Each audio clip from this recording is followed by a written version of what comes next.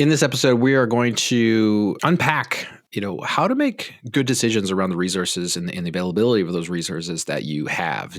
So for example, it's likely that all of a sudden you get some grant money, or you get a money bomb, or all of a sudden there's a new curriculum at your fingertips that you need to adopt. And how do we make the choices that we make? Like, how do we make good choices around what resources to implement, what resources to buy, what curriculums that we should be adopting? We want to talk about this in this particular episode for you math coordinators, you district directors of mathematics, or maybe superintendents or administrators for, say, specific schools or specific buildings.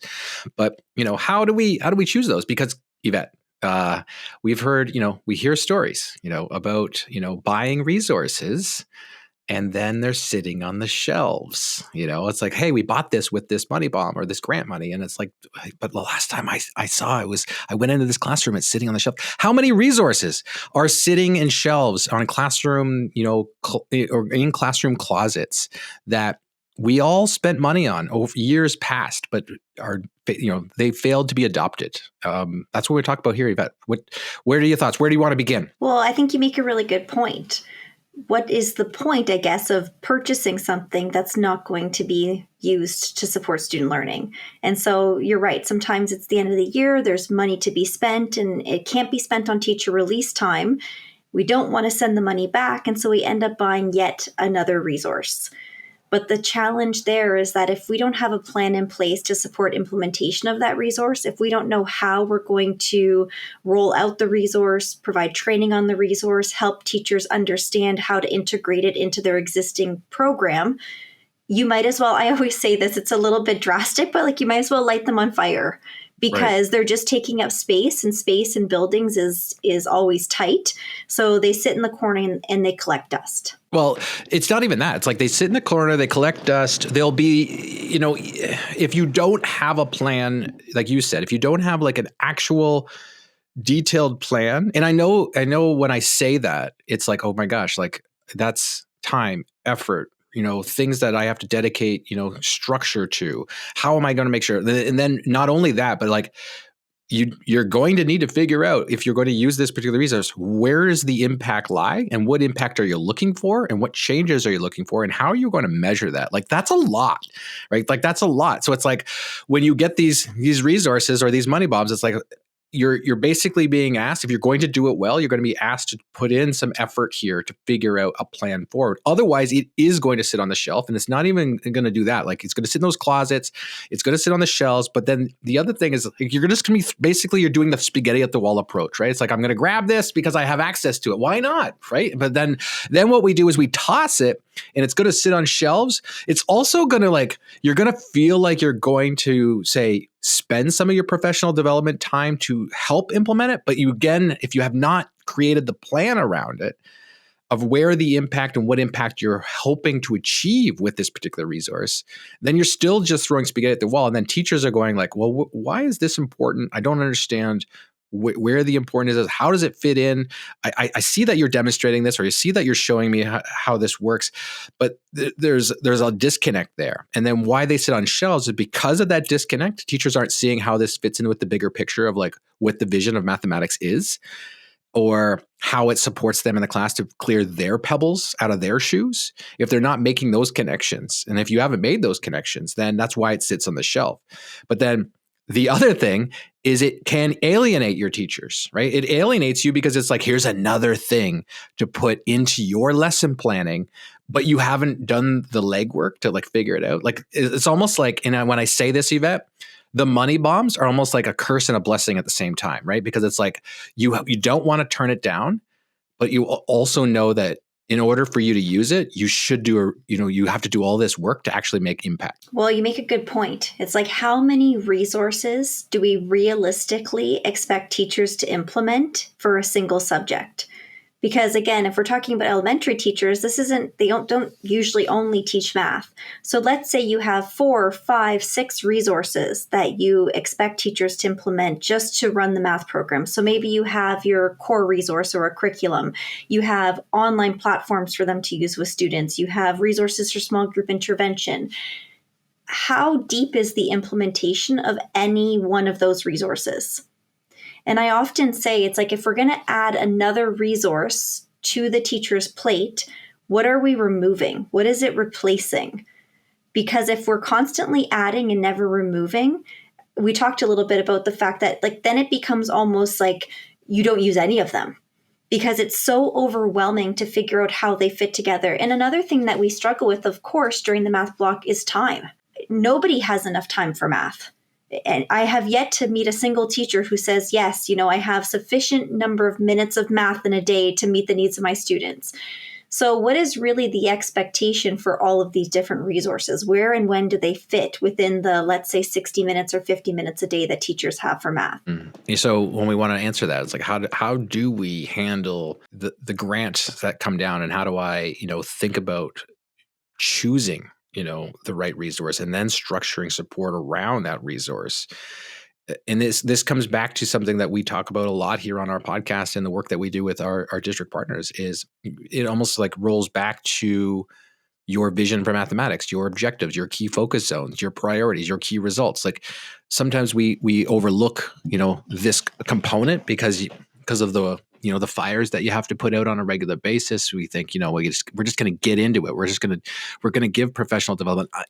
Oftentimes you say, I know what good math learning looks like, and I'm going to help my teachers get there. So I'm going to provide professional development at this tier and at this tier, And what happens is if you don't have the clarity that you need on where you're trying to go, and you've clearly mapped out that clarity and what your steps are, and then knowing when impact has occurred, which means you set up some measurables along the way to go, hey, using this plan, I anticipate to see this level of impact across the district, or this level of impact at target grade levels, or this level of impact at school sites, or maybe it's these 2 or 3 school sites. It depends on, your resources at hand, like your coaching staff, or is it just you, or your levels, the levels that you have access to, your channels. Like we have all of that to think about, but you have, in order for these decisions, these resources to not be wasted, for money bombs to actually be impactful, that work done at the beginning of the year, or, if you're middle of the year right now and hearing this message, it's like, you could start right now and get clear on what it is, and it helps kind of formulate where you're going to go, because they become the filter. Like your priorities and your key results, like what are you going to achieve by the end of the year? When you get a money bomb, you're like, perfect, I know exactly where that's going to go, because I know what impact I'm trying to make, and I know where my holes are because of the clarity you've created to get to that spot. But when you aren't clear, and when you don't have those priorities set, and you're doing your spaghetti at the wall approach, then the money bombs feel like they're a great win, because you're like, hey, perfect, I get more resources. But then you're in the situation we talked about at the beginning of like why that's a curse. Yvette, what are some next steps for them to kind of like think about? Yeah, I was just thinking, maybe right now a next step is to take an inventory of the resources you have made available to your educators, and really ask yourself, whether that resource is having the impact you were hoping it would have. What are the barriers to implementation? Oftentimes when we have too many resources on our plate, we end up only implementing them almost like at a surface level. Mm-hmm. There's no implementation with fidelity, because we haven't had a chance to do a deep dive into truly the intention of that particular resource. So maybe starting by doing an inventory of what is currently out there in your system, how is the usage, and is it serving the purpose that you were hoping it would have? And if the answer to those questions is no, like if it's 1, it's not being used, or 2, it's not serving the purpose you hoped it would, then is it something that should remain in classrooms? Is it something that should be continued to, that we should continue to support the implementation of if it's really not meeting our needs? So that would be my kind of first next step, is to get a good handle on what is out there, what is being used, and what is helping you get closer to your goals for the district and for student achievement. All right. So that's a good next step. You got any other next steps there, Eva? The other thing that I would personally do in this situation is look at where the gaps are. So the question that you have is essentially, what do you have out there? What is not being leveraged? And then where are your gaps? And because what you want to ensure is that the resources that you are providing are helping your educators move students towards more achievement. I actually have a fourth one. Perfect. And the fourth recommendation is, if you are considering the purchase of a resource to fill a gap.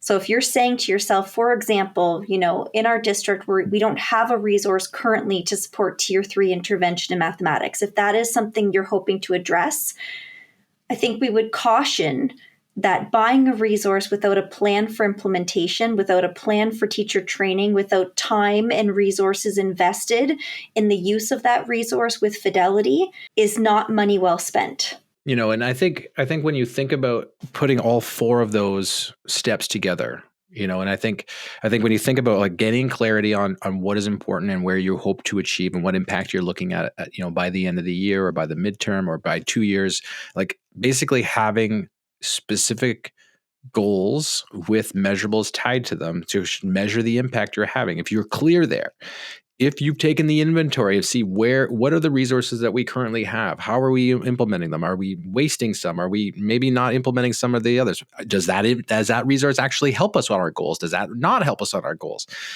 And then going, hey, what are the gaps that we have? Where are some of the gaps to get us to the places that we want to get to in terms of our math instruction or student achievement? That's the third one. And then you're saying, taking those three into account, what's the plan for the particular resource is now let's develop the actual plan to use it. And I think when we think about all four of those together, this helps go back to the clarity. It's almost like we have a little cycle here, because if you think about that fourth one in the plan, it will help you get more clear on like, where are my next steps to get to where I'm going? And that might formulate, say, your key result and going, this is what I'm hoping to achieve. And then you might go, if I'm really after that key result, or if I'm after that impact in my math program or at that classroom or in that school or in that grade level, then is it okay that I dedicate the resources, our time, the work that we're doing to support that particular curriculum or that particular resource? It's like, it's almost like if everything is in alignment there, then it's almost like you have a perfect scenario to go, everything we do from here on out is to support that implementation. Right. Because it actually gets me closer to my goals. Well, and you brought up two good points. It's like, if we don't support the implementation, then what's the point of spending the money in the first place? So right. It's like, that's the first thing.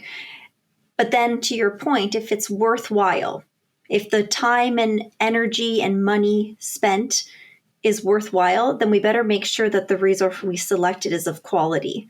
It's like something that you believe in, something that you can say, if teachers implement this resource with fidelity, it will improve teaching practice and improve outcomes for students. Perfect. And if we can't say that, then it's not the right resource.